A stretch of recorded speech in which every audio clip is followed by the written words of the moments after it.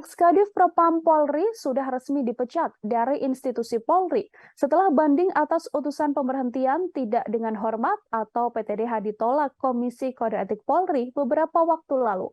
Setelah dipecat dan kini berstatus sebagai warga sipil, Mabes Polri pun berencana untuk memindahkan Verdi Sambo dari tempat khusus ke rumah tahanan Makobrimob. Saat dikonfirmasi Kadif Humas Mabes Polri Irjen Dedi Prasetyo juga membenarkannya.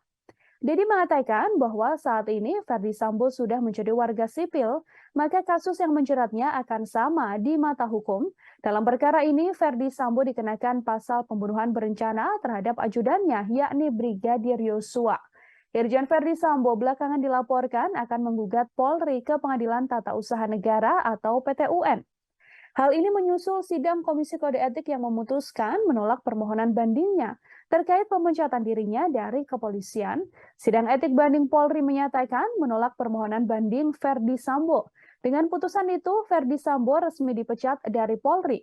Setelah dijatuhi sanksi pemberhentian dengan tidak hormat atau PTDH, Dedi mengatakan Polri siap menghadapi kemungkinan gugatan hasil putusan sidang etik banding yang menolak pelanggar dengan sanksi pemecatan dari kepolisian. Di antaranya adalah Verdi Sambo. Menurut Dedi, Verdi Sambo memang punya hak untuk melayangkan gugatan sebagai warga negara.